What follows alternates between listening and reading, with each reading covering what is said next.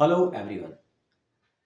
मैं आपके सामने एक ऐसी शक्ति का जिक्र कर रहा हूँ, ऐसी ऊर्जा का जिक्र कर रहा हूँ। वो अगर आपके पास में है तो जीवन में आप एक एक कर करके सब कुछ पा सकते हैं। महाभारत का जब युद्ध हो रहा था तब भगवान कृष्ण अर्जुन के रथ को चला रहे थे और ये युद्ध कर्ण और अर्जुन के बीच में हो रहा था। कर्ण एक पराक्रमी योद्धा थे, लेकिन उन्होंने गलत संगत कर ली थी लोगों की। कौरवों के साथ हो गए थे वो, इसलिए कहते हैं कि उनकी ताकत और उनकी शक्ति का क्षय हो गया था। लेकिन फिर भी उनमें बहुत बड़ा बल था, बहुत बड़े पराक्रमी थे वो। जब उनमें युद्ध चल रहा था तब भगवान कृष्ण उस युद्ध को देख रहे थे और कर्ण के जब तीरों का संधान अर्जुन पर किया तो वो रथ कई गुना कई कदम पीछे हट रहा था, कई कई कदम पीछे हट रहा था। तो अर्जुन ने भगवान कृष्ण से पूछा कि हे मधुसूदन, इसमें कौन सी ताकत है, इसमें कौन सी शक्ति है या कौन सी तपस्या का फल है कि इतनी ताकत है इसमें कि ये रथ पीछे हट रहा है। भगवान कृष्ण ने कहा कि इसमें जो ताकत है उसके बारे में मैं तुम्हें बता रहा हूं कि अगर मैं इस रथ से उतर जाऊं और इस रथ पर जो ध्वज लगा है उस ध्वज से हनुमान जी की जो बजरंग बली की जो पताका है वो खोल दी जाए तो तुम्हारे रथ को ये तुम्हारे सहित आसमान में पहुंचा देगा। तो फिर उन्होंने कहा कि हे वासुदेव, तुम आप बताइए कि कौन सी ताकत है जिसके दम पर अपनी इसके तीरों में और इसकी इतनी शक्ति का प्रहार हो रहा है ये। तो उन्होंने कहा था कि कर्ण के पास में जो शक्ति है वो दान की शक्ति है। कर्ण महादानी है। कर्ण अगर गलत लोगों की संगत नहीं करता, कौरवों के साथ अगर कर्ण नहीं रहता तो कर्ण की कभी कीर्ति हमेशा के लिए अजर अमर रहती। हालांकि अजर अमर रहेगी क्योंकि कर्ण का नाम हमेशा महादानियों में गिना जाता है। कहते हैं कि इसी ताकत के कारण कर्ण अपने तीरों का संधान कर रहा था और बराबर उनका रथ अर्जुन का पीछे जा रहा था।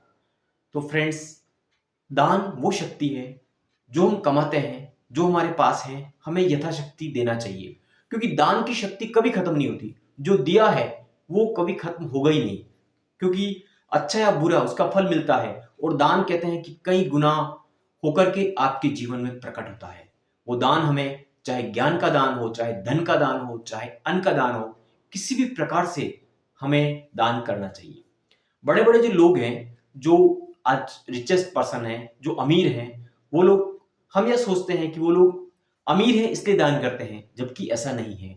वो दानी है इसलिए वो अमीर है। मैं बिल गेट्स के बारे में बताना चाहता हूं, जो अपनी जो एनुअल इनकम है, वार्षिक जो उनकी इनकम होती है, उसमें से लगभग 95% का दान देने के बाद भी 5% जो उनके पास में रिमेनिंग बच जाता है, उसके बलबूते पर वो दुनिया में नंबर 1 रहे हैं कई बार, और आज भी वो उन अमीरों की लिस्ट में ही शामिल है। भारत में भी अजीम प्रेम जी, रतन टाटा, बहुत सारे जो दानी हैं, उनके, क्योंकि दान कभी खत्म नहीं होता। एक मुट्ठी भर बीज अगर खेत में डाला जाए तो कितनी उसकी फसल होती है। उसके बाद में हम कितना सा डालते हैं, अनाज कितना बोते हैं हम, गेहूं, मक्का, बाजरा, जो भी फसल बोते हैं वो कितनी कम मात्रा में होती है, लेकिन वो पूरा खेत फसल से भर जाता है। उसी तरह से दान अपने आप में एक चमत्कारिक उपाय है अपनी जिंदगी को बदलने के लिए। और देते समय सबसे बड़ी खुशी होती है। देते समय यह भाव आता है कि बिल्कुल आप कुछ छोटी सी चीज को भी देके देखना, चाहे वो बिस्किट का पैकेट हो, चाहे वो छोटा सा पैसा हो, या फिर कुछ भी। जब आप देते हैं तो आपके मन को बहुत बड़ी खुशी होती है। लेकिन देते समय हमारे मन में ये भाव कभी नहीं आए कि मैं दे रहा हूं। हम उस ईश्वर को थैंक यू बोले उस समय कि उन्होंने हमें दिया है, इतना काबिल बनाया है, इसलिए मैं देने के काबिल हूं। हे ईश्वर, आप मुझ पर और कृपा करें ताकि मैं और अधिक दे सकूं। तो फ्रेंड्स, जीवन में जो भी हम कमाते हैं उसका हमें यथाशक्ति लोगों का दान करना चाहिए।